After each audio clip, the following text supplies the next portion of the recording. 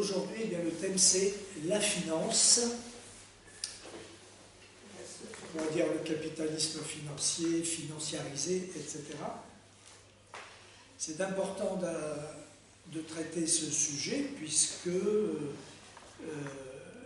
la question de la finance, eh bien, elle correspond à un grand tournant du capitalisme. Au tournant des années 70-80 et après toutes les décennies qui ont suivi, un grand tournant de la financiarisation de l'économie et de la fin du compromis fordiste d'après-guerre. Ça, vous m'avez entendu parler X fois du compromis fordiste d'après-guerre, donc je ne vais pas y revenir dans le détail, mais quand même je vais l'évoquer une nouvelle fois par rapport à ce tournant de la finance. L'après-seconde guerre mondiale, donc compromis fordiste, ça donne de bons résultats en termes de profit jusque dans les années 1960, à la fois aux États-Unis et en Europe. Et le compromis fordiste, il dure encore un certain temps, le temps que les dominants se réorganisent. Il dure encore pendant les années 70, tout en commençant à subir des coups de boutoir, quand même, de la mondialisation qui était en plein essor à cette époque. Je vais vous montrer un graphique qui est très parlant sur la baisse des taux de profit. Vous voyez, si vous regardez ce graphique-là, la partie en jaune, c'est le tunnel qui est déterminé par les courbes hautes et basses du taux de profit. Vous voyez ? Alors, courbe haute, c'est le taux de profit, et courbe basse, c'est quelque chose d'un petit peu différent, c'est les gains de productivité. Eh bien, ces deux courbes, vous voyez qu'elles sont assez hautes jusque les années 60, la décennie 70, et puis bon, il y a une baisse qui correspond à quoi? Qui correspond à la baisse au tournant des taux de profit, je l'ai déjà évoqué ça, au tournant des taux de profit aux États-Unis à la fin des années 60 et au début des années 70. Voilà cette baisse. Et qui se répand, qui s'étend à l'Europe dans la foulée.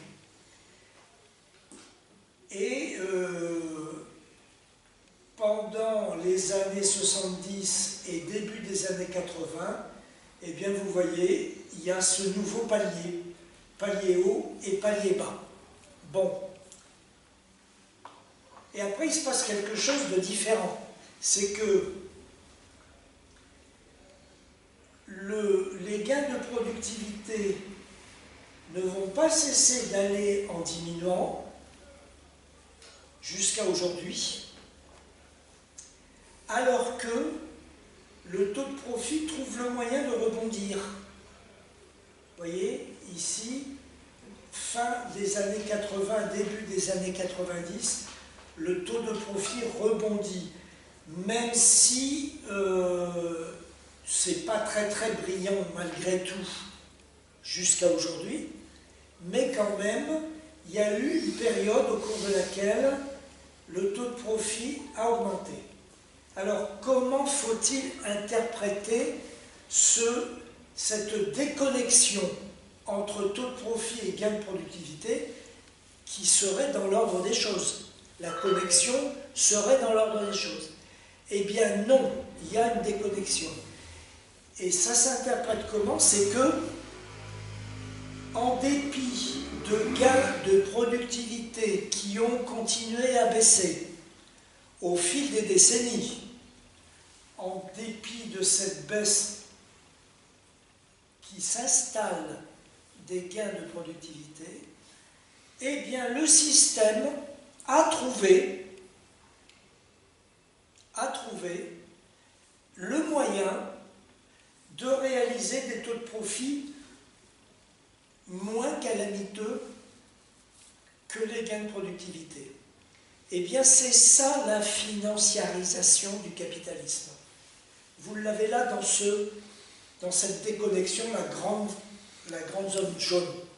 C'est que les gains de productivité continuent d'être calamiteux et vous voyez que la tendance à long terme, c'est à la baisse, jusqu'à aujourd'hui. Vous voyez, de la productivité globale des facteurs, c'est la tendance à la baisse. Et bien, malgré tout, ils trouvent le moyen de réaliser des profits moins calamiteux. Ça, c'est la financiarisation. Comment ça s'explique les gains de productivité, alors que quand même on a les moyens de développer, d'accroître des gains de productivité techniquement, scientifique, enfin on a plein de... Ouais. Comment ça s'explique? Alors, quand on parle de gains de productivité, donc la courbe du bas, là, on est dépendant de la combinaison du capital et du travail. Les machines, les technologies et la force de travail. On est dépendant de ces facteurs-là. Bon. Ici, on est moins dépendant de ça. Un peu quand même, hein, un peu quand même, bien entendu. Mais on peut conjurer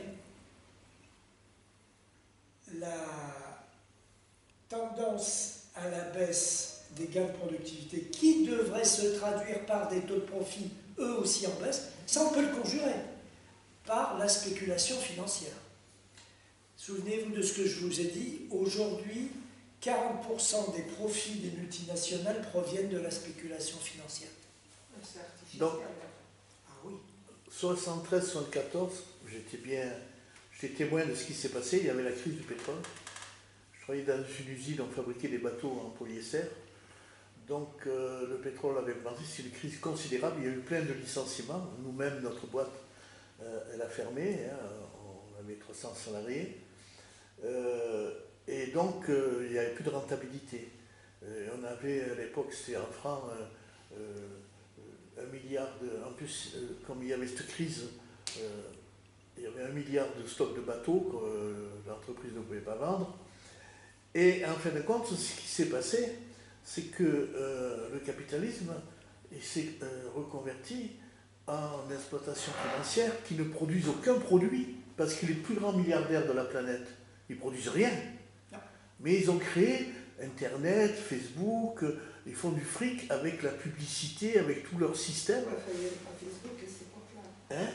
Non, c'était pas encore l'époque de Facebook. Non, mais ils se sont investis là-dedans parce que les bénéfices financiers, ça a été fait par, disons, le réseau commercial. C'était plus dans la productivité. Ils se sont aperçus que la productivité était moins rentable. Et rappelez-vous le nombre d'entreprises, on en subit encore aujourd'hui, qui ont fermé à l'époque. Donc, mais ils ont su se retourner et s'engager dans la spéculation financière. C'est ça.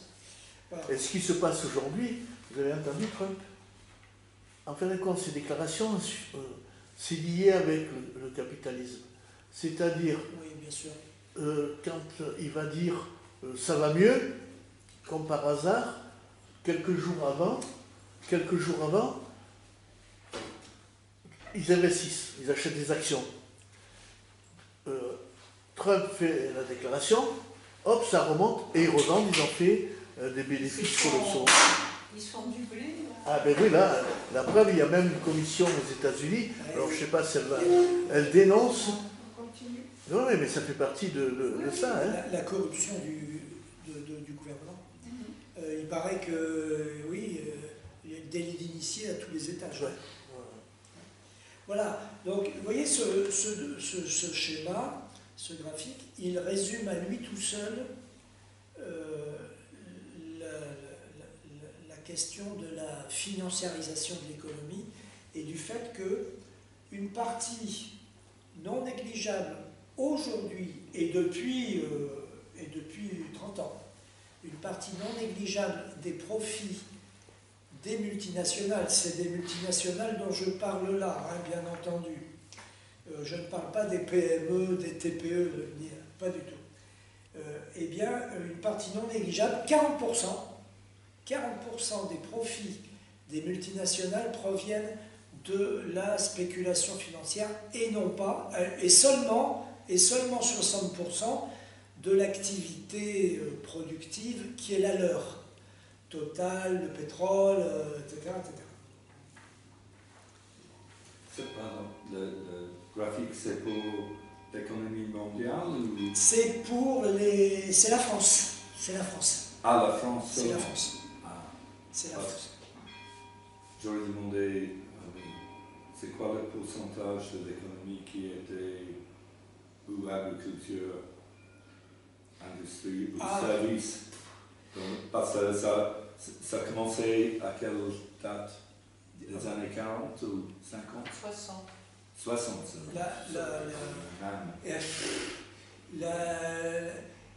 La montée du tertiaire, c'est dans les années, ça commence Ouais. dans les années 70. 70. Ouais. Ça commence dans les années 70. Hein. 60. Là, 60. de mémoire. Hein. 60. 60-70. Ça monte, ça commence là. Donc c'est juste que le progrès technique qu'on peut comprendre facilement dans l'industrie ou même l'agriculture n'est pas si évident, je crois, pour les services. Ah bah non. Non, mais évidemment, si on parle de gain de productivité, c'est bien sûr, plus de services et c'est plus difficile de bien sûr. faire Bien sûr. quelque Ah bah chose oui, de bien plus sûr. productif. Ça joue évidemment. aussi. Oui, justement. La tertiarisation Oui. joue. Oui. Bien sûr. C'est les années 60, le début de la Ouais, 60-70, oui. C'est en relation aussi avec les emplois, Maintenant, le tertiaire domine très largement. Oui. les emplois pour les femmes et tout ça. Mais le ciseau, Oui. j'ai un tout petit peu oublié tous ces trucs-là, mais le ciseau, il doit être dans les années 90, 2000, Oui, oui. 80, 90, 2000, ça. Donc, le compromis fordiste va céder la place au néolibéralisme. Je ne vous rappelle pas tout ça qui est connu. Thatcher, Reagan, etc.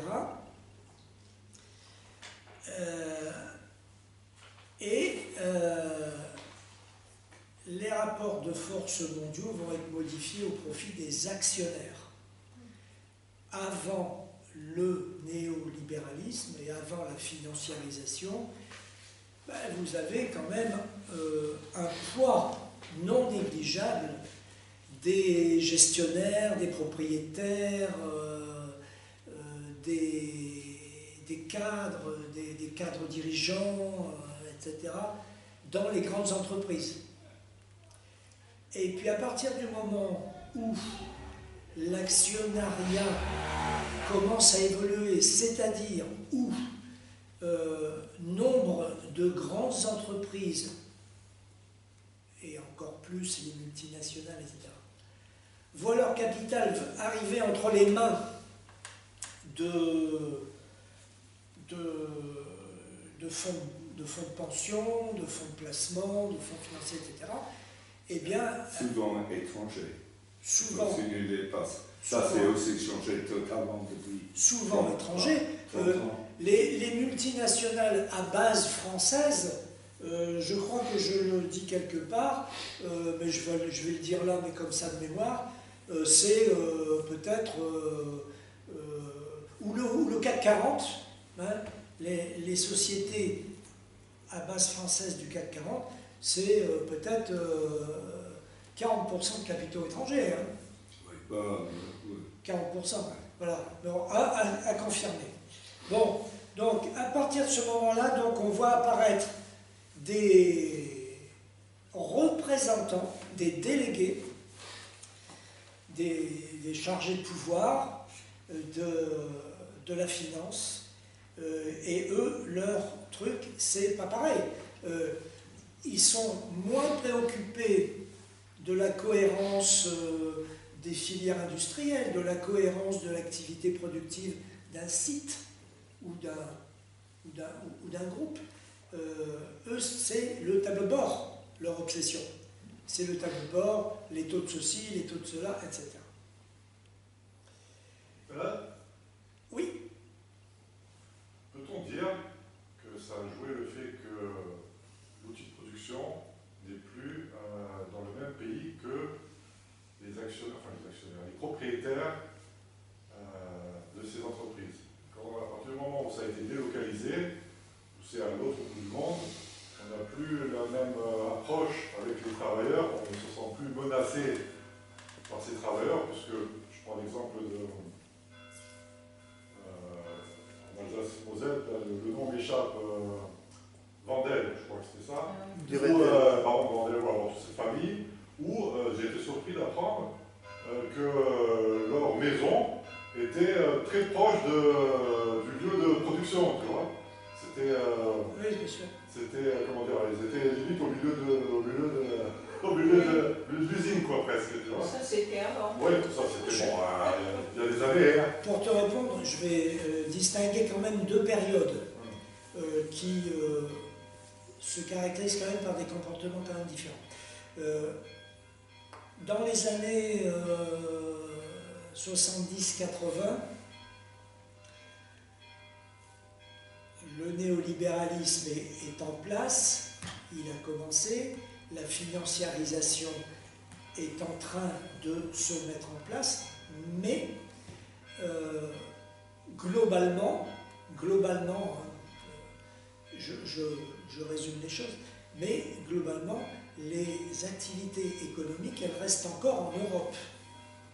Je ne parle pas de la France, hein. Ouais. On va dire l'Europe. Ça reste encore en Europe. Il peut commencer à y avoir des délocalisations en Pologne, ceci, cela. Hein. Après, Hein? c'est après 90, alors. Oui, après 90, voilà. Mais, par exemple, je pense à Skoda. Je ne sais pas quand ça date, mais il y a des choses comme ça. Mais l'essentiel à dire, c'est que le gros des activités économiques reste en Europe. Et les financiers sont seulement en train de se mettre en place. Il faut qu'ils installent leur pouvoir et qu'ils virent tout le monde aussi. Ça ne se fait pas en un jour. Hein. La rotation, disons le glissement entre les industriels gestionnaires et les financiers, ça ne se fait pas en un jour. Parce qu'il ne faut pas non plus le faire au détriment de la viabilité des unités de production. Il faut tout ça, ça se gère. Et après, je dirais, les années 80 et suivantes, je dirais, ça change. Pourquoi? Parce que la Chine s'est ouverte au commerce. Donc la Chine s'ouvre au commerce, en théorie, formellement, en 1978, 2 ans après le décès de Mao, et donc c'est Deng Xiaoping.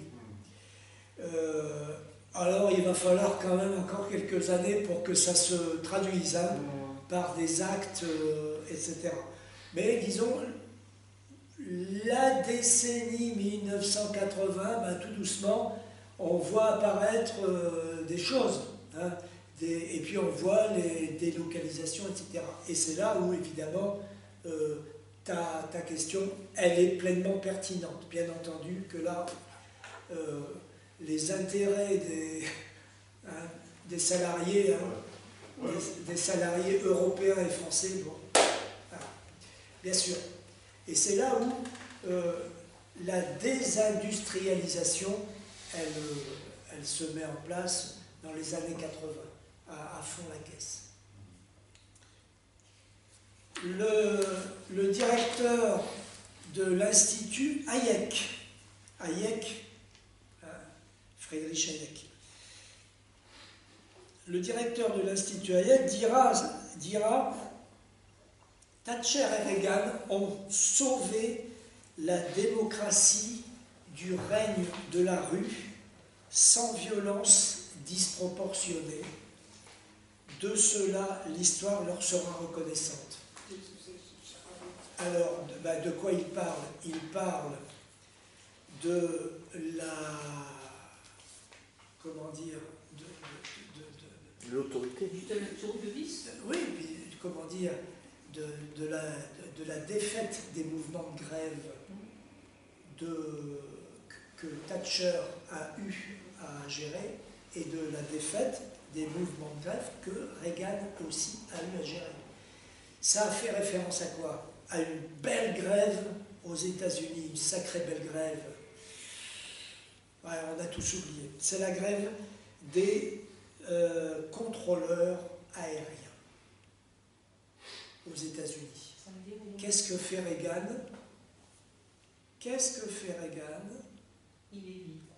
Il vire tout le monde. Il vire tout le monde. Thatcher, grève des mineurs. On s'en souvient peut-être parce qu'il y a eu des morts emblématiques. C'est plus proche de nous. Donc, grève des mineurs, et elle a été gérée avec une barbarie sans nom. En France, quelle est la toute première grève mouse costaud et qui a été gérée avec une dureté sans nom par la gauche? C'est la grève des sidérurgistes en Moselle.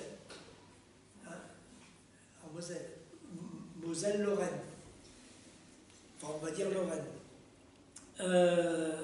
Voilà, ces trois grèves-là, elles annoncent d'autres combats qui suivront. Pour ce qui est de la France, vous savez depuis quand il n'y a plus eu aucune grève victorieuse nationale. Nationale. La dernière est 1995. Voilà. 1995. Dernière grève victorieuse, c'est la grève sur les retraites. À l'époque, Et les régimes spéciaux. Oui. voilà, à l'époque, Alain Juppé était, comment il était, droit dans ses bottes. Et donc 95, ça fait 30 ans. 30 ans. Petite nuance, bon, ce n'était pas des travailleurs, mais il faut se rappeler qu'en 2006, je crois, il y avait le CPE, mouvement contre le CPE, il y avait les jeunes qui avaient manifesté, et ils ont été victorieux. Bon, ce n'étaient pas des travailleurs, c'était des étudiants, des jeunes, mais quand même un peu des travailleurs. Parce que Mais il faut le noter. Il faut le noter. C'est resté dans les mémoires, en tout cas. Ouais. Quelle année tu dis? C'était 2006. C'est avant. C'était avant. D'accord. Ok. Je crois que c'était Ouais, c'est marrant, je l'aurais. très loin, après justement 95. Non, on ne parle pas d'un âge, vous parlez de Devac des années 80. Non, je te parle bien du CPE. D'accord. Parce que C'était quoi le CP C'était à l'époque avec Villepin, Premier ministre. Ouais, Villepin, c'était. Voilà, c'était. Et Villepin était Premier ministre de Chirac. Voilà, donc retenons que le capitalisme financier, ça marque aussi une période où le rapport capital-travail devient extrêmement dur, hein, et où les puissants commencent à ne plus rien lâcher. Oui, puis c'est symbolique que finalement, les gens qui font la grève et qui manifestent, etc., on les écrase, quoi. Voilà. Même moralement. Alors, je reprécise que je parle de mouvements nationaux. Parce que les chercheurs nous disent aussi que pendant toute cette période, les mouvements localisés, enfin, dans les territoires, n'ont pas cessé. N'ont pas cessé. Et certains très durs, évidemment. Bon, nous, on connaît 1336 parce que c'est proche de chez nous, mais évidemment. Mais il y a pas longtemps, il y a ArcelorMittal, il y a eu Delob, il y a eu bien sûr. Et pour marquer les esprits, il était important d'écraser Mais c'est les mouvements nationaux. Alors, est-ce que ça a un rapport quand même justement avec le fait que l'URSS se cassait la figure? Alors, oui, il y a un rapport. Il y a un rapport. Donc, c'est vrai que ça vaut la peine de contextualiser aussi par rapport à ça. Tant que les dirigeants occidentaux ont cru ou n'ont pas su sur quel pied danser par rapport à l'URSS, tant qu'ils se sont dit oh là là, on ne sait pas trop, c'est pas brillant, mais on ne sait pas, peut-être qu'ils peuvent rebondir, etc., etc. Eh bien, ils ont hésité à rentrer dans le lard des peuples. Hein. Voilà. Bon, et puis il est arrivé un moment, alors ce moment, où le situer, là est la grande difficulté. C'est une très grande difficulté. Mais, en tout cas, sûrement avant 89, avant la chute du mur,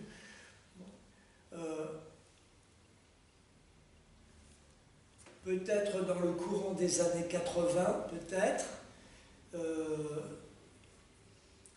la période Brejnev,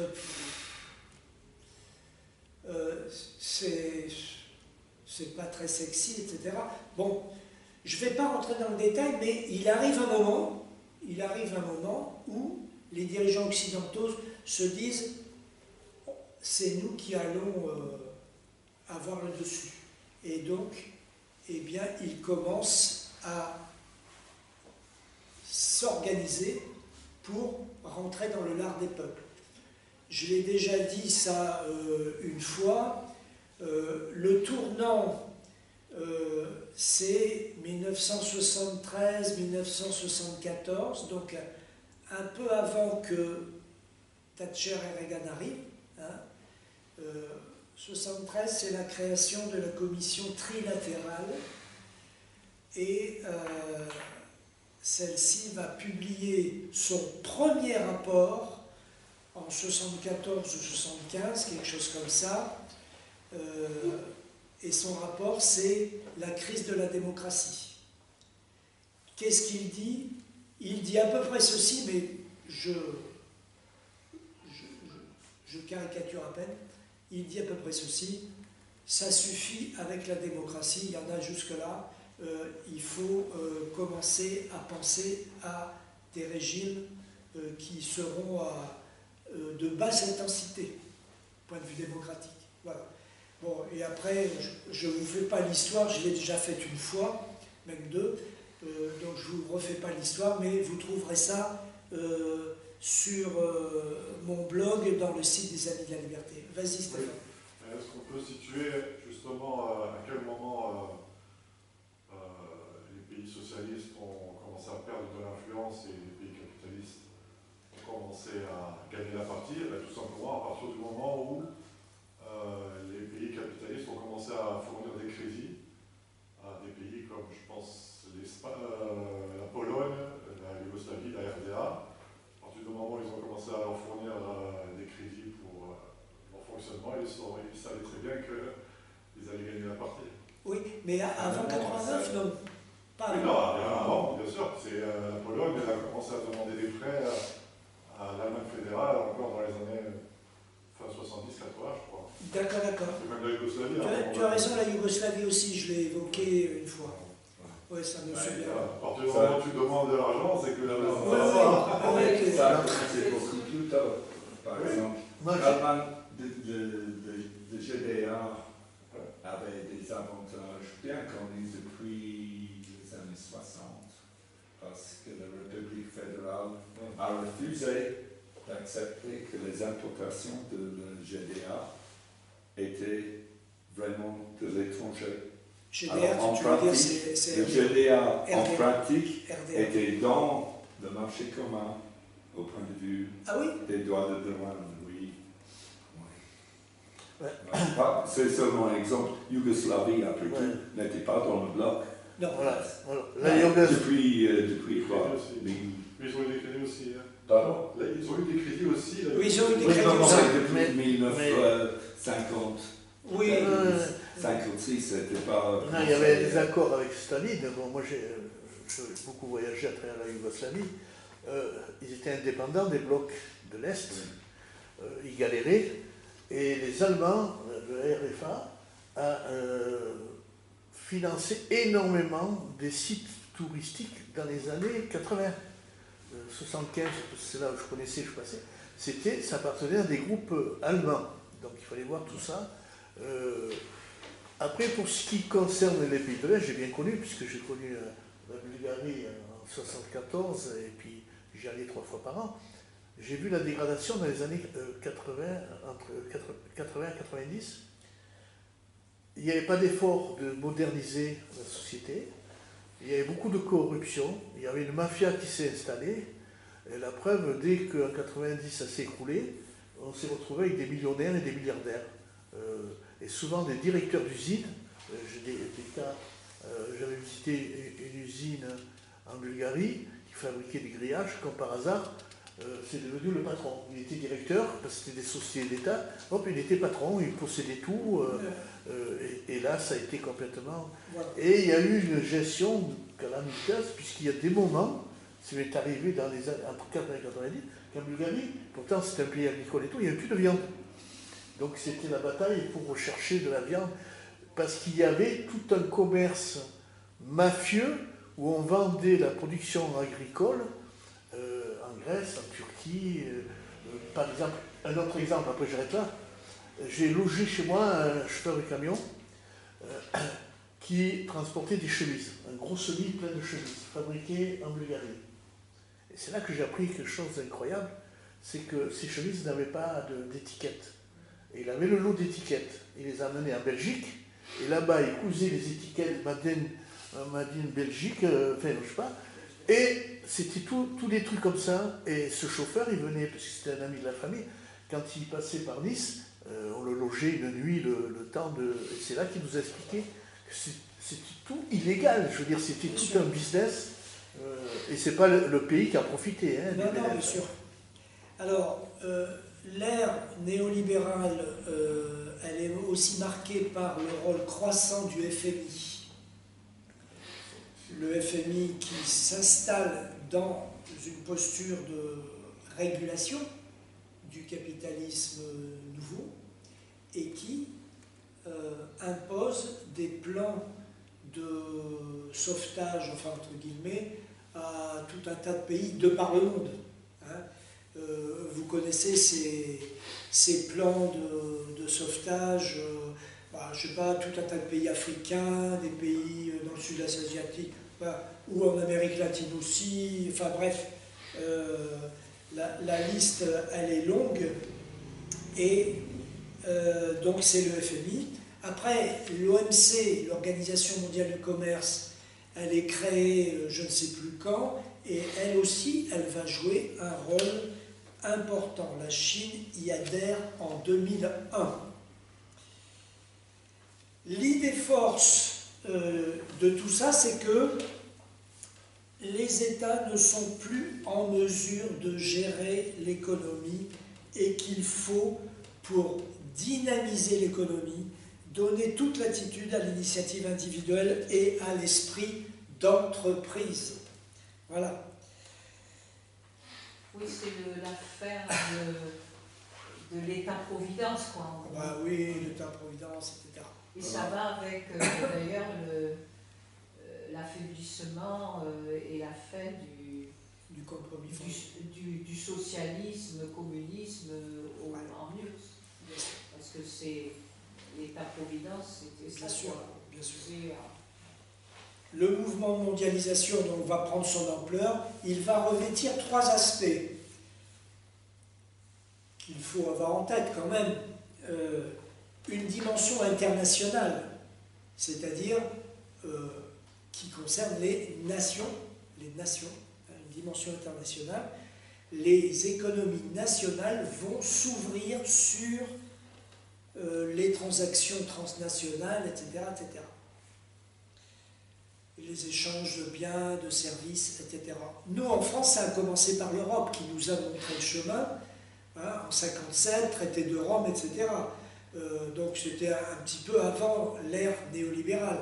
Mais on a commencé à voir, nous en France, enfin l'Europe, elle a commencé à pratiquer du transnational dès les années 60-70. Le charbon et l'acier.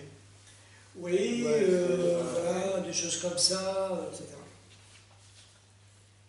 L'autre dimension, c'est la dimension multinationale. Là, ce ne sont pas les États, ce sont les entreprises multinationales qui se développent et qui développent les mouvements de capitaux ainsi que ce que l'on a appelé, ce qu'on appelle toujours, les IDE, investissements directs à l'étranger.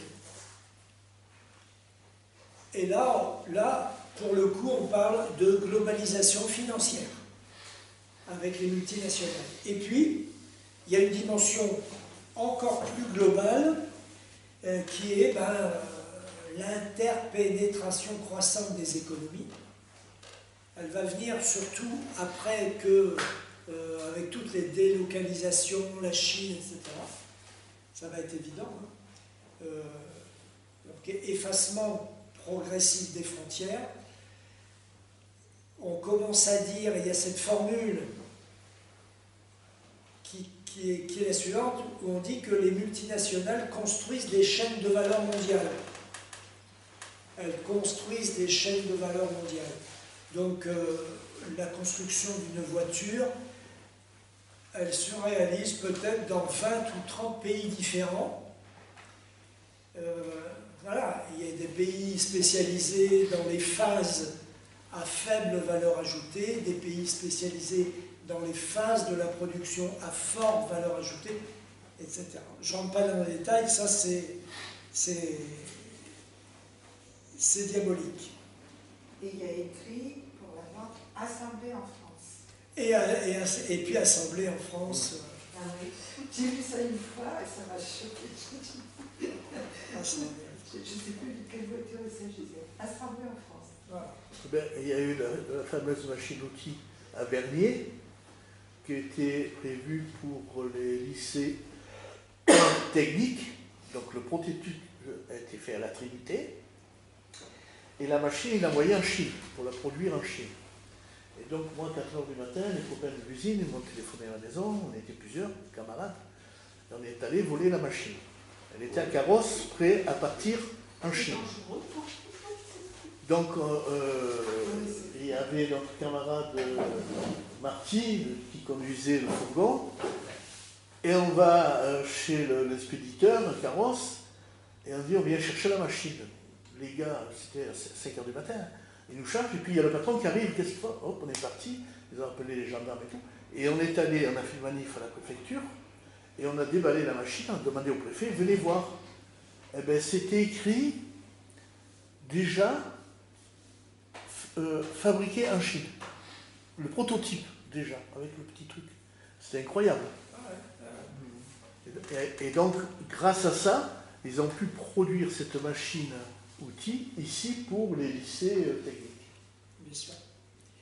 Donc dans ce contexte-là, vous imaginez bien que les gouvernements n'ont pas pu rester inertes, ils devaient évidemment changer de politique.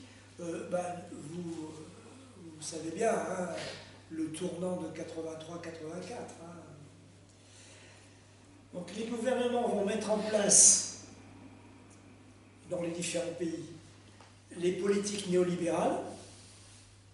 Ils vont le faire sous la pression des milieux industriels et financiers qui veulent faire sauter tous les obstacles à la restructuration du capitalisme. Dans les entreprises, les actionnaires vont prendre l'ascendant sur les managers, les propriétaires, managers, gestionnaires. Et parallèlement, les gouvernements libéralisent les marchés des capitaux. Chez nous, c'est la gauche qui a libéralisé les marchés des capitaux dans les années 1980. Là, franchement, on peut, excuse-moi, mais on peut dire qu'ils n'ont pas eu de bol, les socialistes. Ah, ils sont tombés sur un Ils sont mauvais tombés moment. sur- Alors il faut rendre compte qu'en Europe, l'histoire de ça était très différente.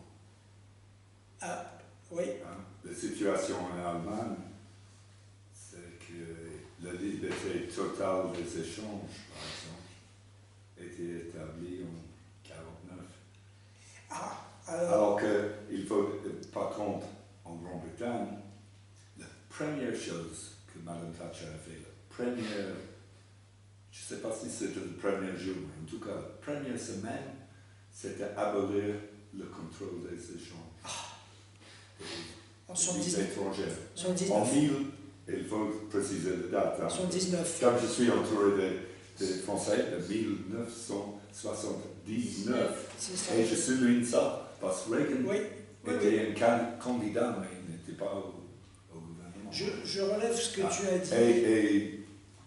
Et on parlait de Hayek, et lui insistait toujours sur cette chose Ah ouais. dans un livre qui est ironique.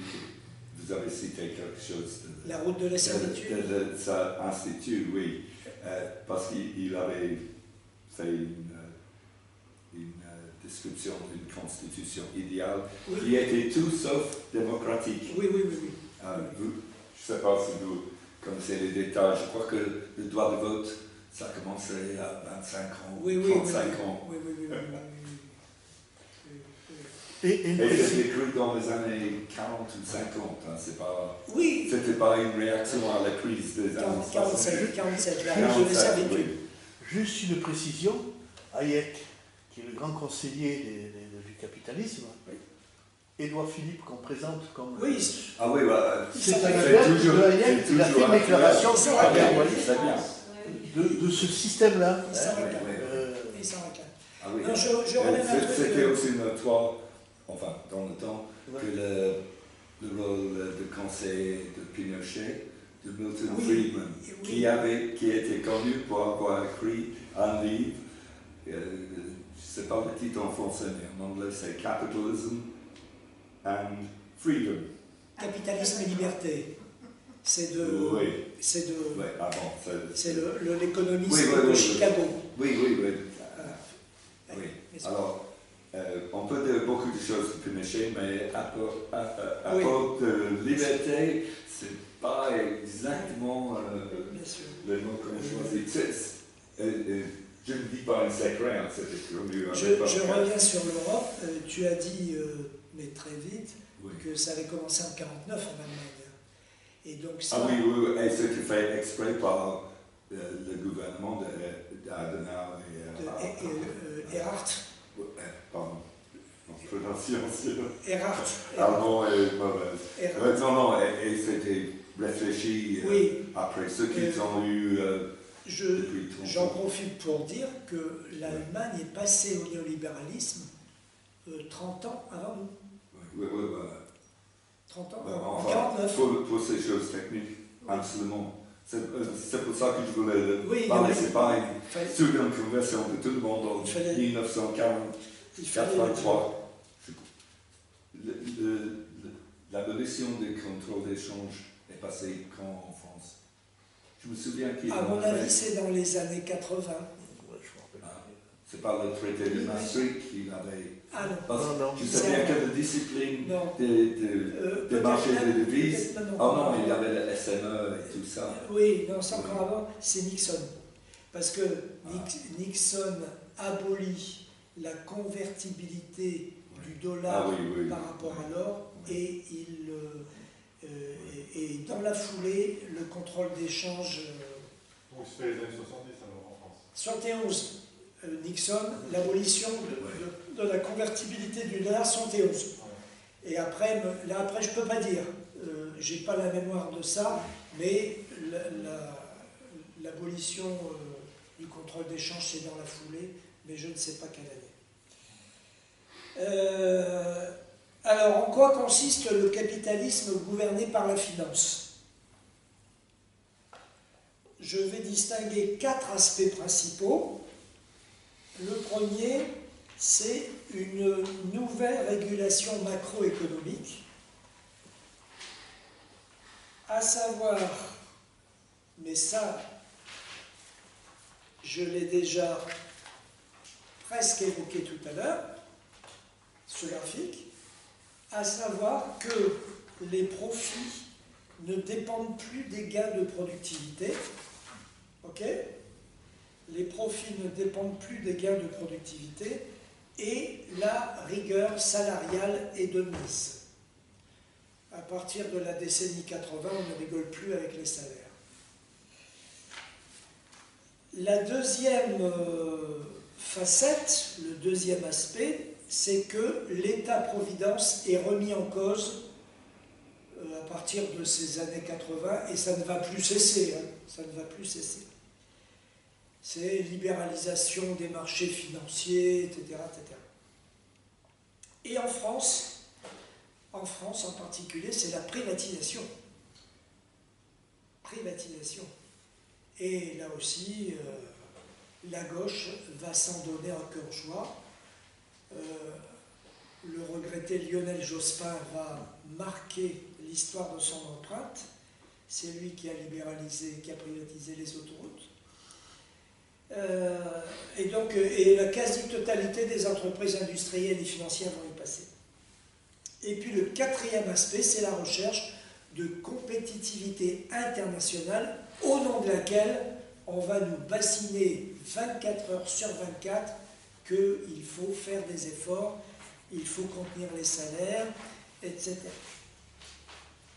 Et puis aussi le déficit de l'État, etc.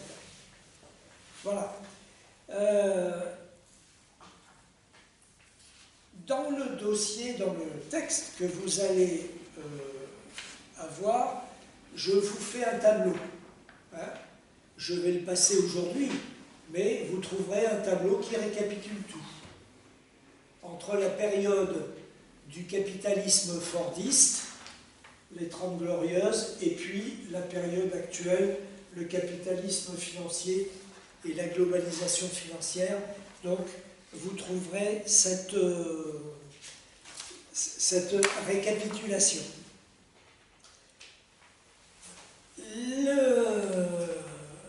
La financiarisation, le capitalisme financier, etc., eh bien, voilà, la part des salaires, dans la valeur ajoutée. Donc la région jaune, c'est celle qui est déterminée par les courbes les plus hautes et les plus basses. La courbe rouge, c'est la France. Alors, là, ici, c'est les années 80. La mise en place du néolibéralisme. Voilà, voilà. Et les pays en question, c'est France, Espagne, Italie, Allemagne. C'est quel qui est le plus en bas? Le plus en bas, c'est l'Allemagne. Ouais. J'avais raison. Ouais. Et le plus en haut, c'est la France. Ouais. Ici, les pointillés, c'est l'Espagne.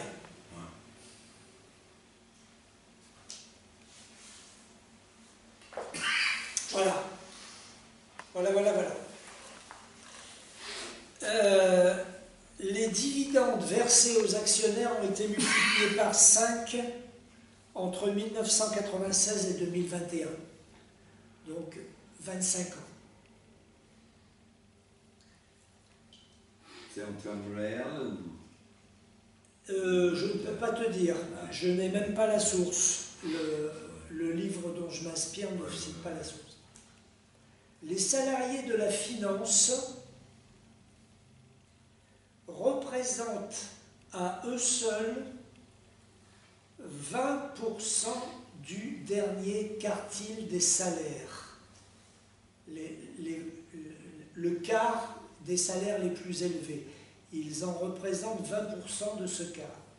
Alors que ces salariés de la finance, ils ne représentent que 5% des salariés du dernier quartile. Vous voyez? Donc vous voyez un petit peu le déséquilibre. Donc les managers sont relégués au second plan, je l'ai déjà dit plusieurs fois, et on voit arriver les actionnaires, les représentants des fonds de pension, des fonds de placement, des choses et d'autres. Les politiques économiques nationales, elles perdent de leur autonomie. En France, nous étions dans une économie d'endettement administré après la guerre. Et on passe dans une économie de marché financier libéralisé. C'est complètement différent. C'est dans ces années-là, peut-être même un peu avant, que les banques se voient interdire de prêter,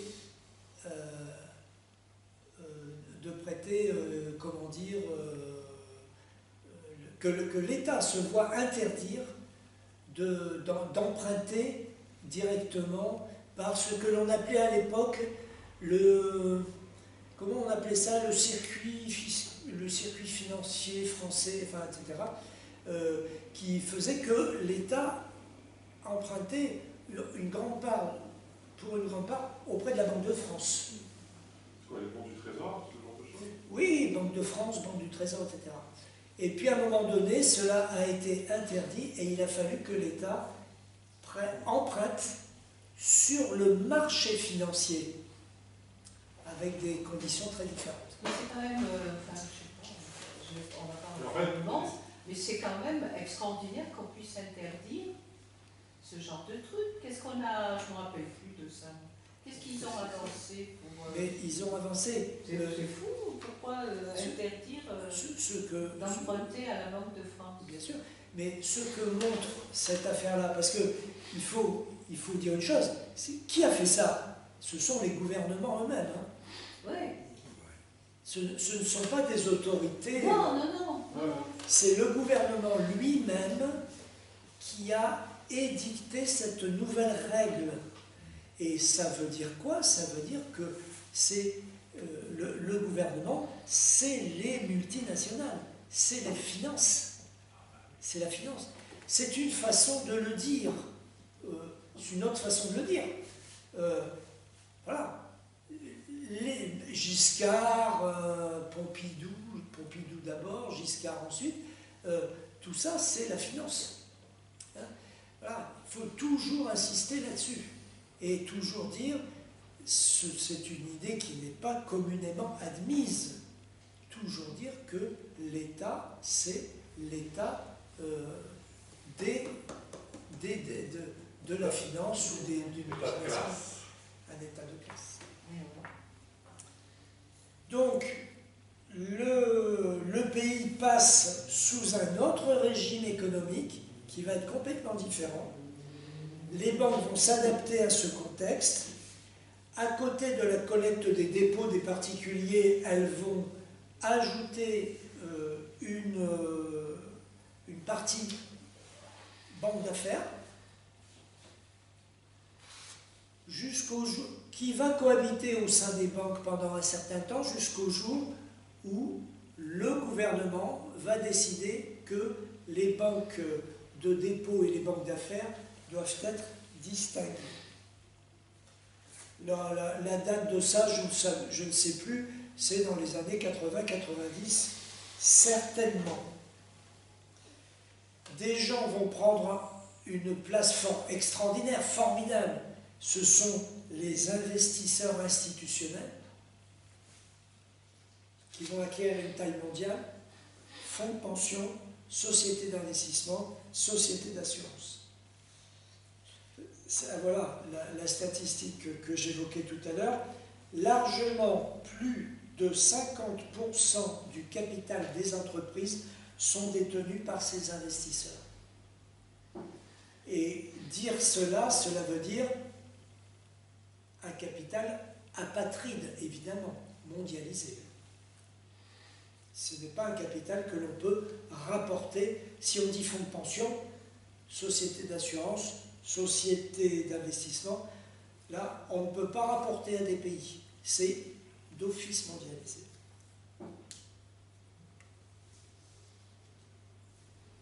Autre statistique, en 2009, les investisseurs étrangers détenaient environ 40% des actions des sociétés cotées à la Bourse de Paris.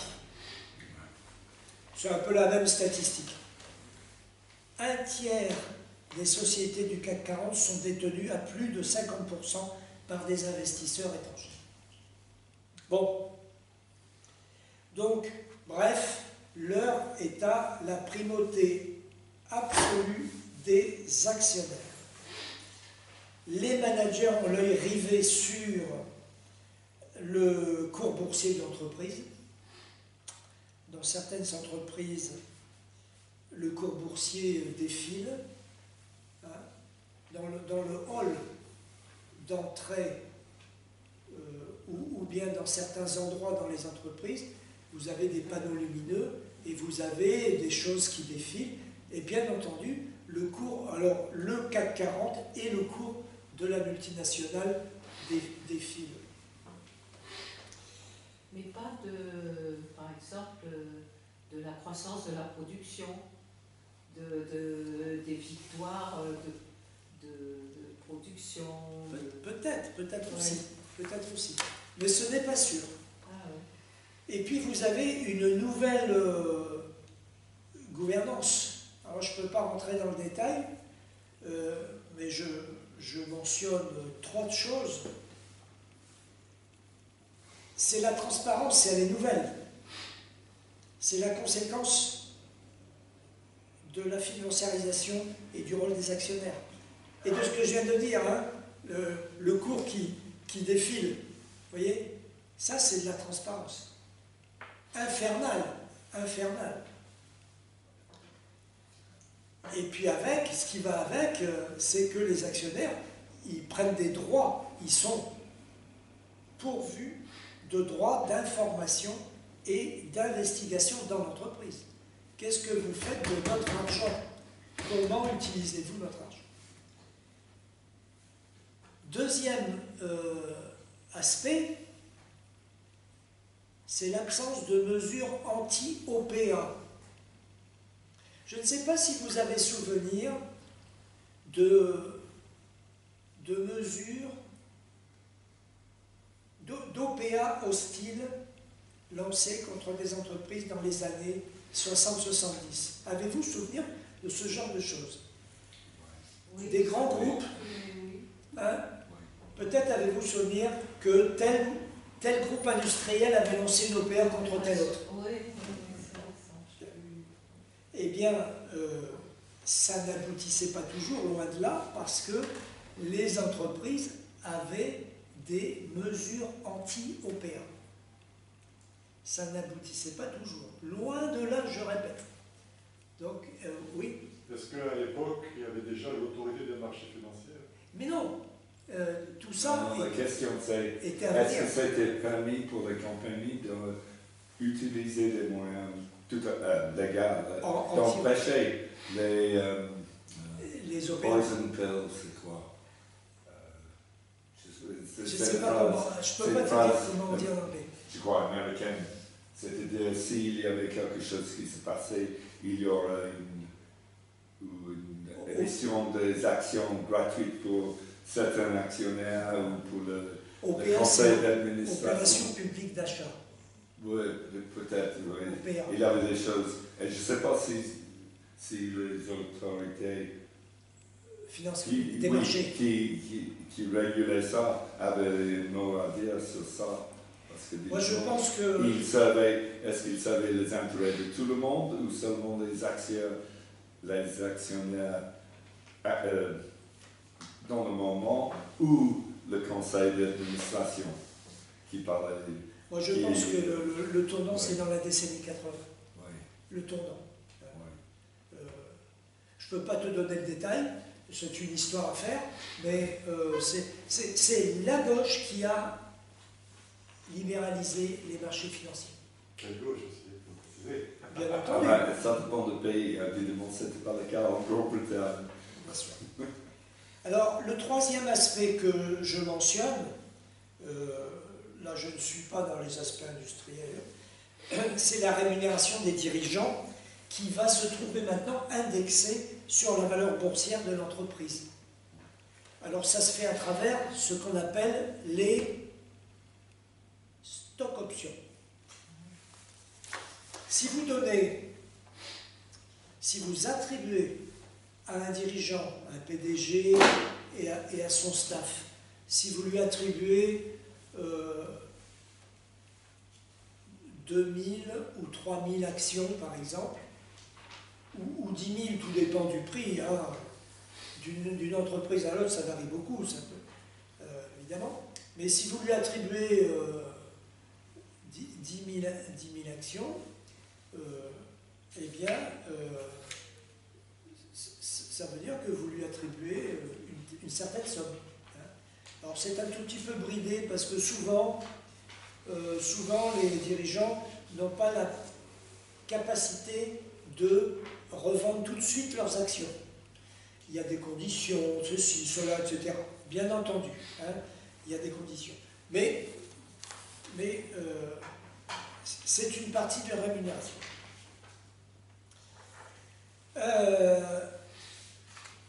Je voudrais insister sur quelque chose, c'est sur l'instabilité qui va en découler du néolibéralisme.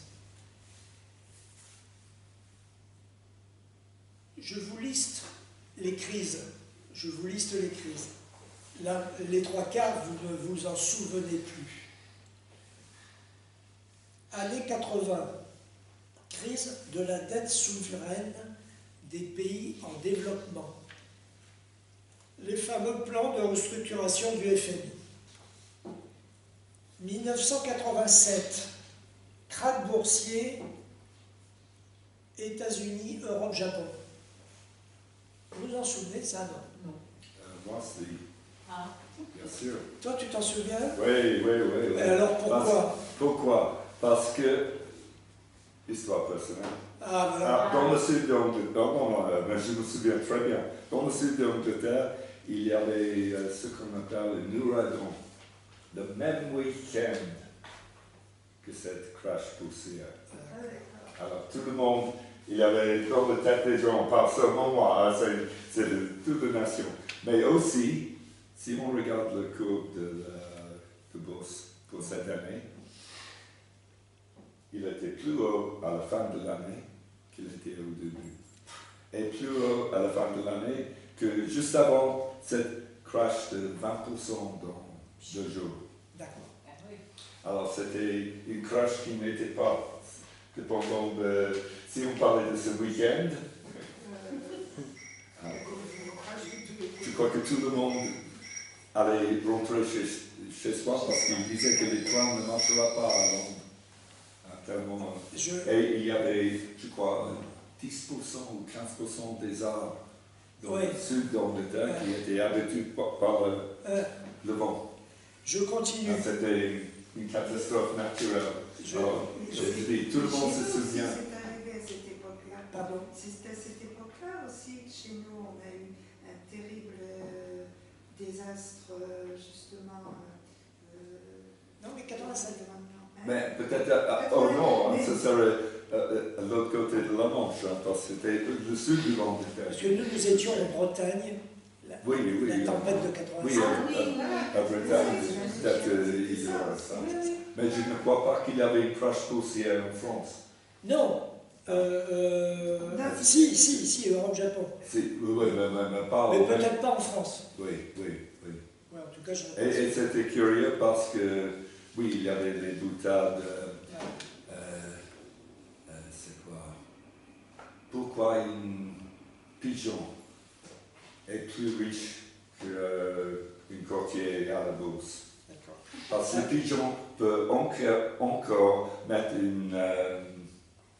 quelque chose sur une poche. Pardon, c'est un jeu de mots en anglais pour dire faire une crotte.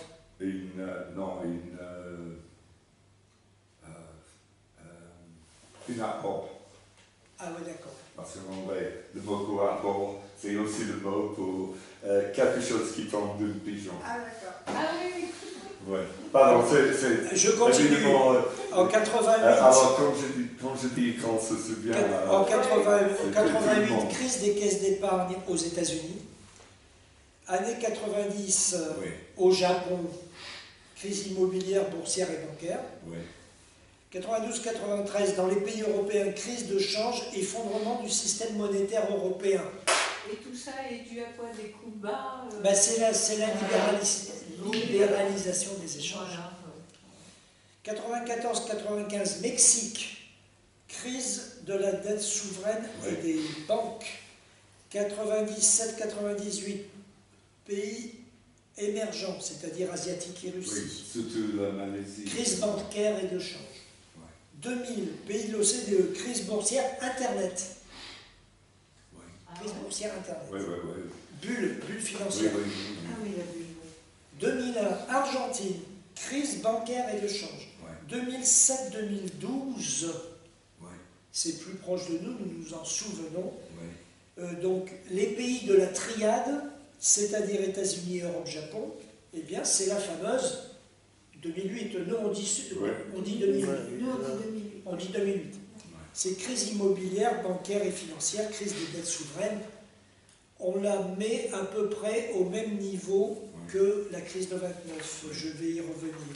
Évidemment, on ne peut pas l'écrire, mais je crois qu'on mettrait 2026. Le bulle financière de l'IA qui qui nous pend au nez. Il y a des signes, il y a des signes que ça. Il y a des signes. Ça marque, C'est vrai. 2020, crise immobilière en Chine, en Europe, aux États-Unis et au Canada. Les années 2020, surtout en Chine. Oui. 2023, crise bancaire États-Unis-Suisse. Bon, ça ne cesse plus. Ça ne cesse plus. Là, qu'est-ce qu'on pourrait dire sur une... Ben là, oui, il y a la crise de l'IA qui est pronostiquée depuis L'année dernière. 1 an ou 2, mais qui n'arrive pas. Non, il y a des signes que ça commence à. Mais une crise dans quel sens? Alors, dans il y quel aurait sens? des gens. Il y a 300 000 licenciements prévus. Il y aurait des gens au Je chômage. crois qu'il y a 300 000 licenciements prévus Oui, oui, oui. qui travaillent dans ces sociétés. Oui, oui, oui. Ah, oui, Ce qui est à craindre dans le secteur de l'IA, c'est que la confiance qui, pour le moment, est là, elle disparaisse. Pourquoi? Parce que il y a, on va dire, une demi-douzaine de grands investisseurs dans le domaine de l'IA qui ont levé des fonds dans des proportions gigantesques, de l'ordre de plusieurs centaines, voire au-delà de 1000 milliards de dollars. Voilà. Donc c'est gigantesque. Et qui ne pourront pas se prévaloir d'une profitabilité de leurs investissements avant quelques années. On estime que les investissements que réalisent en ce moment les grands opérateurs du domaine, par centaines de milliards de dollars, voire plus, on estime... Alors, c'est quoi les investissements? C'est des data centers, des équipes. Pardon? Des grandes équipes de chercheurs. Des grandes équipes de chercheurs. Par exemple, Facebook. Oui. Moi, j'ai vu il n'y a pas longtemps que Facebook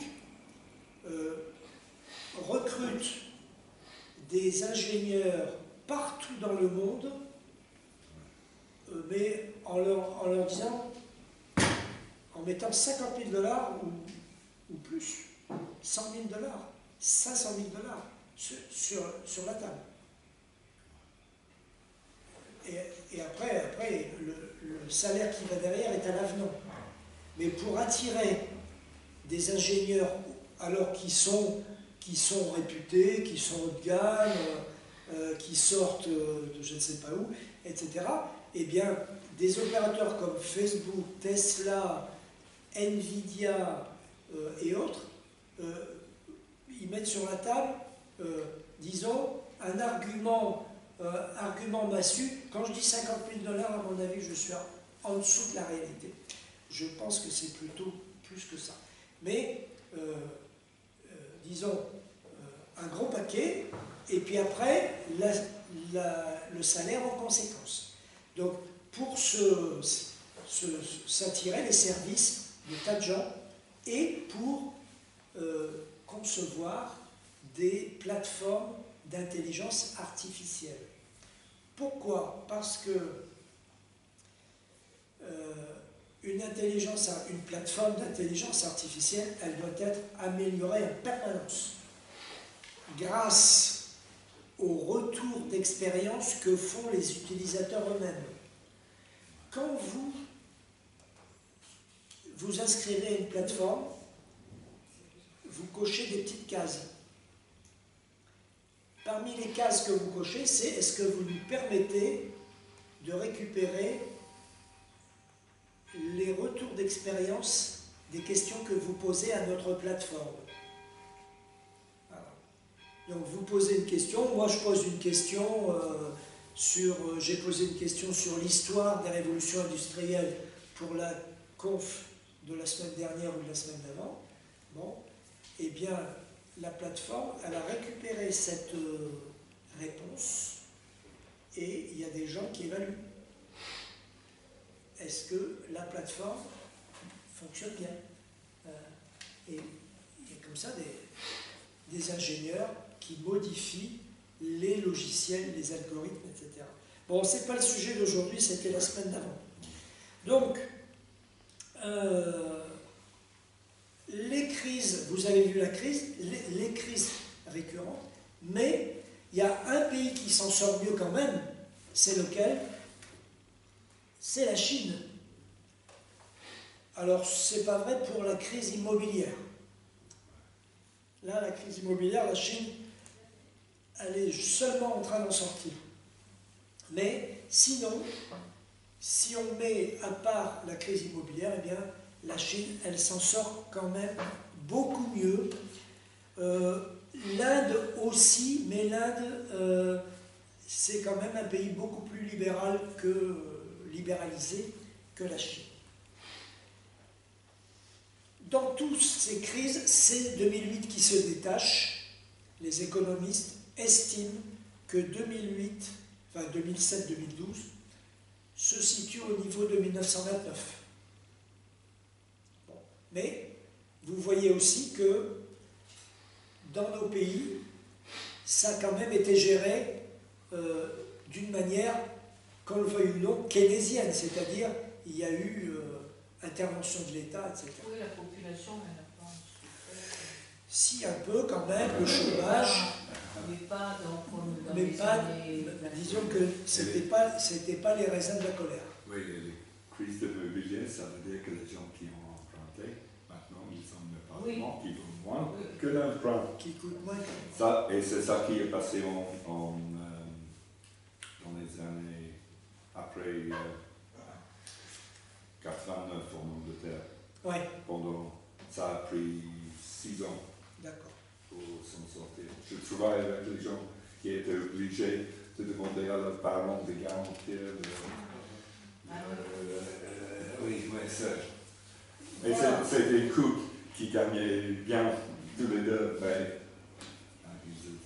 Moi j'ai une question. Dans la théorie marxiste, et uniquement marxiste, les crises du capitalisme sont censées, en théorie, favoriser les forces de gauche et les forces de progrès qui ont la volonté d'un changement radical, justement, contre le capitalisme. Comment expliquer qu'il y a des crises du capitalisme, mais les forces de gauche qui sont favorables au changement ne sont pas favorisées? Je pense que c'est... Alors, je ne voudrais pas faire une réponse simpliste, comme ça, à la serpette. C'est un sujet vraiment important, c'est un sujet fondamental, mais il y a sûrement et puis je vais le dire plutôt pour la France, hein, que je connais mieux. Mais pour ce qui est de la France, bon, il y a quand même encore des restes d'État-providence. Bien sûr qu'ils sont sérieusement affaiblis depuis le temps que des politiques de rigueur se développent, mais quand même, l'État-providence, il n'est pas encore totalement accueillant. Bon, et puis les économistes le disent tous, les crises en France sont sérieusement amorties par cet État-providence. Peut-être de moins en moins au fil du temps, mais quand même. Hein. Quand vous prenez toutes les allocations, etc., bon, elles sont en perte de vitesse, et puis il y a tous les dispositifs de contrôle qui sont devenus indignes, bien sûr.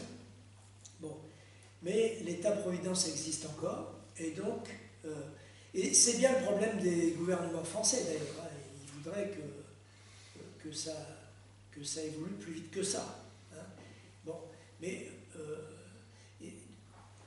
en tout cas, il y a ça, et donc moi je pense que la population, elle est quand même un peu protégée par l'État-providence, et du coup, les prises de conscience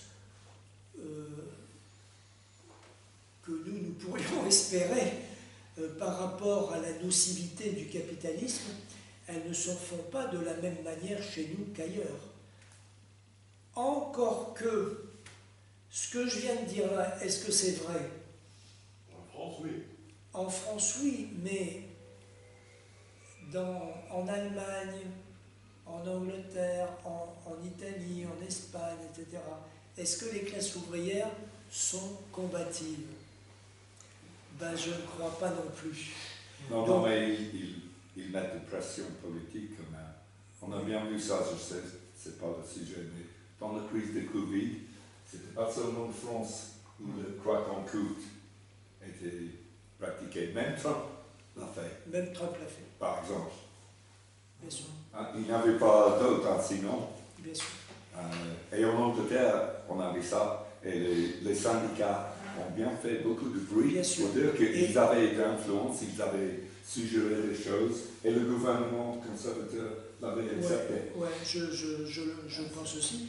Donc, je ne crois pas que ça passe donc il faudrait regarder les choses au-delà, l'Europe. Hein. Donc moi, je fais une réponse franco-française parce que je connais, mais en fait, il me semble que tous les pays développés européens, de l'OCDE, on va dire, et même les États-Unis, c'est un peu pareil. Et puis, j'ajouterais aussi la guerre idéologique aussi. J'ajouterais ça aussi. Surtout. La guerre idéologique. Ah oui. Nous avons perdu la guerre idéologique. Ouais. Mais dans la période, vous parlez de la période de 80 à maintenant. Oui. 80. Oui. Mais, on n'en parle pas beaucoup, il y a eu un référendum en Italie, Meloni a été battue. Oui.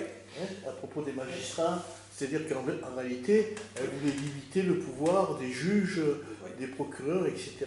Elle a été battue. Petite fenêtre positive. Vu l'Italie d'aujourd'hui, c'est quand même... Bien sûr. Eh bien,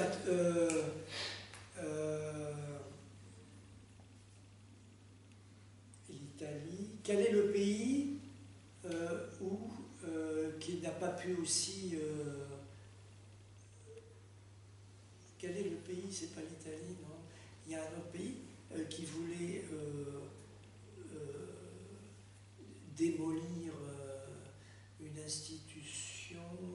Quel est le pays? Mais je me demande si c'est pas la justice là aussi. Il n'y a pas un autre pays qui est...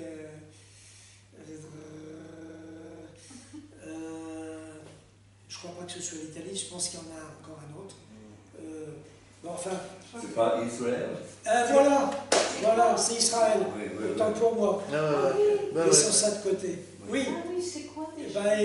Non, c'est un grand sujet politique. Grand sujet politique en Israël. Et ça réagit très fort. Et c'est quoi le sujet politique? Écoute, le détail, je ne peux pas te le dire. C'est donner moins de pouvoir. Ça dépend de qui côté vous êtes.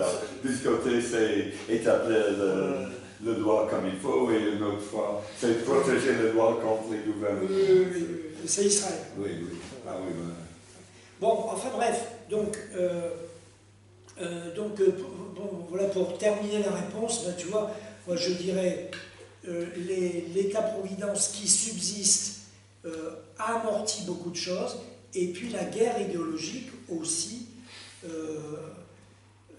elle joue un grand rôle, et je crois que ce n'est que depuis très peu de temps que nous commençons à en prendre conscience. Je crois. Oui, moi je trouve que depuis quelques temps, enfin oui, un an, enfin plusieurs années, mais pas si longtemps que ça, je trouve que les gens en France, ils tapent moins automatiquement sur les services publics, alors qu'avant c'était le sport national, quoi.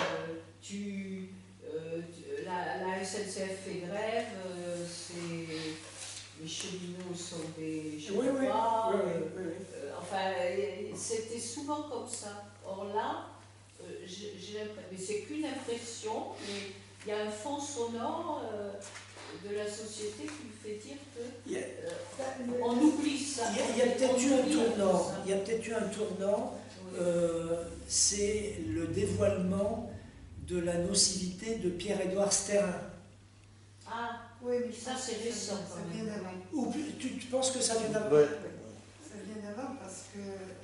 ah oui, tu penses aussi? Tu parles de l'État-providence et effectivement qui se réduit quand même de plus en plus. Tu dis, par exemple, il y a une chose quand même que le capital a compris, c'est que si on laisse de grandes entreprises qui ont été nationalisées, si on les laisse telles qu'elles sont, il va y avoir une force qui va continuer à se propager et à se développer. Oui. Si on casse ces grandes entreprises, c'est ce qu'ils ont fait, ils ont cassé la SNCF, ils ont cassé la Poste, ils ont cassé EDF, GDF, là ils ont cassé la métallurgie, ils ont cassé toutes ces grandes instances. Concentration de... Voilà, cette concentration de travailleurs, de différentes d'ailleurs, fonctions, de travailleurs, ça allait juste du chef à l'ouest, comme on disait, c'était comme ça. Et ils ont compris qu'il fallait casser cette entité pour arriver à casser l'unité. Et en plus, il y a eu, il y a eu au niveau aussi des services publics, je suppose quand même la conscience peu à peu que sans les services publics, comment on fait l'hôpital public, quand on voit dans quel état il est, on s'en rend compte. Le Covid. Oui, bien sûr, mais moi je pense que c'était même avant le Covid. L'école publique, bon, qu'est-ce qu'elle fait? On la dénigre, bon, plus ou moins. À chaque fois qu'il y a un nouveau ministre de l'Éducation, on a une nouvelle réforme. Il faut se mettre au garde à vous. Mais même la police. Moi, je me souviens du temps où il y avait ce qu'on appelait les BAC, je crois que c'était la BAC. Police de proximité. Voilà, police de proximité, et c'est un certain Sarkozy qui a commencé à déblayer. Bon. Donc, moi, je crois qu'il y a tout ce service public que les gens connaissaient, avec laquelle ils vivaient, et même la sécurité sociale, qui peu à peu est en train de sortir, par exemple, des quartiers les plus populaires, les plus pauvres, il y en a de moins en moins, et finalement les gens se rendent compte que de plus en plus ils doivent payer, que de plus en plus il leur faut des mois pour trouver un rendez-vous chez un spécialiste, que de plus en plus à l'école, bon, quand il y a des enseignants qui manquent, oui, il y a des enseignants qui manquent, alors on met des classes à 35, des classes à plus que ça. Voilà. Je crois qu'il y a une prise de conscience peu à peu qui est en train de mûrir, si je puis me permettre. Qui fait que la réponse n'est pas forcément... Alors, tout ce qui avait été fait pour faire craquer le tissu social et le tissu revendicatif, peu à peu, il y a des choses qui sont en train de se remettre, parce qu'on les vit, quoi, parce que des gens les vivent tous les jours. Moi, je vois ça. La bataille idéologique, c'est vrai. Bon, il y a aussi nos organisations, qu'elles soient syndicales ou qu'elles soient politiques, qui n'ont plus la force de porter ce qu'on appelait l'éducation populaire, ça aussi. Et peu à peu, il y a une dépolitisation aussi de la population. Hein. Il y a plus, je sais pas, il y a peut-être en ce moment, là, et en plus de ça, on a quand même les médias qui sont ficelés, phagocytés et qu'on n'en peut plus. Voilà. Si on n'a pas le réflexe d'aller chercher une information ailleurs qu'en allumant la télévision, c'est difficile d'arriver à relever la tête et d'essayer de comprendre autre chose par rapport à ce qu'on dit. C'est pour ça que les milliardaires ont investi dans les médias qui reconnaissent que ça ne rapporte rien. Ils perdent de l'argent. Mais bien sûr, bien sûr. Et surtout la presse écrite, mais même le reste. Il y aura une question à se poser, ces mouvements comme en Argentine, les libertariens. Parce qu'en fin de compte, la politique de Trump, ça va dans ce circuit-là. Mais donc voir un peu, c'est peut-être la décadence du capitalisme pour en arriver à des situations à supprimer ce que tu racontes, tous les droits sociaux. Quand on a vu le président d'Argentine avec tronçonneuse, l'école, il faut arrêter les aides sociales, il faut foutre... Donc on est confronté à cette lutte idéologique et on n'a pas les moyens de ces puissances en face. Après, ce qui trompe aussi les gens, c'est que les réseaux sociaux, j'ai lu un article là, dernièrement, les réseaux sociaux trompent aussi les gens parce qu'il y a à boire et à manger, chacun raconte son histoire. Est-ce que c'est vrai, est-ce que c'est faux? Là aussi, on est un peu dans une nébuleuse, là. Voilà, j'arrête là. J'en ai terminé. Je reviens sur l'intelligence artificielle. Vous vous souvenez que je vous avais présenté cette brochure qu'on peut se procurer gratuitement sur Internet, apprendre le machine learning en une semaine. Donc c'est un document de 90 pages. J'en ai trouvé 2 autres, toujours gratuits. Donc, guide pratique des agents d'IA. C'est beaucoup plus bref, une vingtaine de pages. Mais là aussi, vous trouvez des explications sur l'intelligence artificielle. Et puis ça, 35 prompts d'IA prêts à l'emploi. Alors, un prompt, je vous rappelle, c'est une instruction, c'est une demande, une requête que l'on fait à l'intelligence artificielle.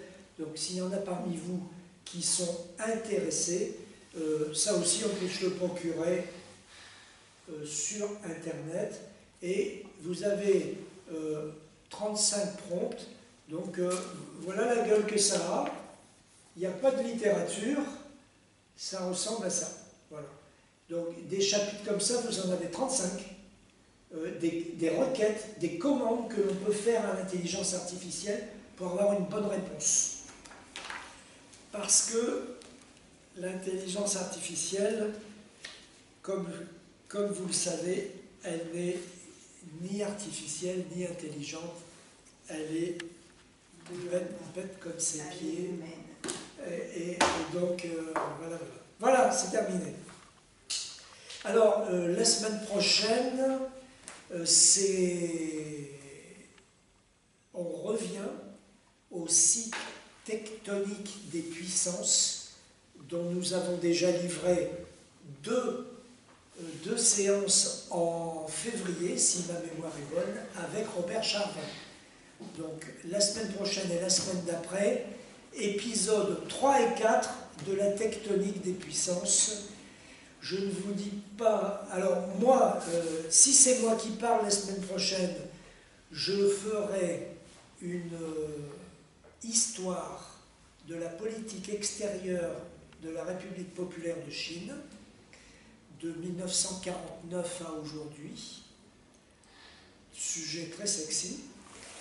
Et si c'est Robert, eh bien, il faut que je voie avec lui ce qu'il a préparé. Je n'ai pas encore téléphoné à notre ami Robert.